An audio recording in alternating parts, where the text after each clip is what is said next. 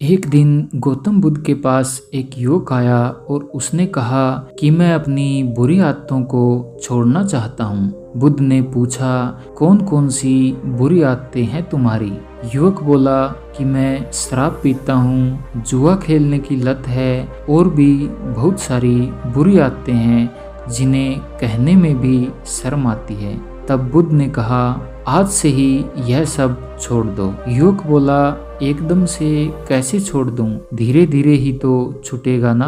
तब बुद्ध ने युवक को एक बात सुनाई और कहा कि एक समय की बात है, एक संत के पास एक धनी युवक आया और उसने बहुत सारी स्वर्ण मुद्राएं देने लगा। संत नाराजगी भरे स्वर में बोले, चलो मेरे साथ और मेरे सामने ही इन्हें नदी में फेंक दो। वह उस युवक को नदी के किनारे ले गए। उस युवक ने स्वर्ण मुद्राएं नदी में फेंकना शुरू किया, लेकिन उसने सोचा कि इन्हें एक एक करके गिनकर फेंकूं और शाम तक वह व्यक्ति फेंकता रहा और अंत में बची हुई मुद्राओं का ढेर संत ने उससे छीन लिया और एक साथ नदी के अंदर फेंक दिया। संत ने उस युवक से कहा, इन स्वर्ण मुद्राओं को एक साथ ना फेंक कर तुमने जिस तरह गिन गिन करके फेंका है, उसे दो बातें खुलकर सामने आती हैं। एक तो यह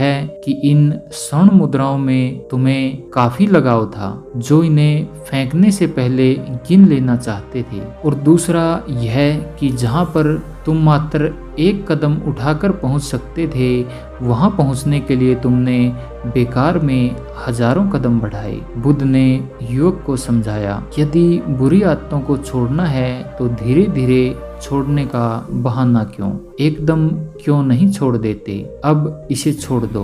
बुद्ध की यह बात युवक को समझ में आ गई और युवक ने उसी समय अपनी बुरी आदतों को छोड़ने का संकल्प ले लिया। तो दोस्तों, यदि आपको भी बुरी आदतों को छोड़ना है तो उसे छोड़ने में समय मत लगाओ, उसे आज से ही व अभी से ही छोड़ दो।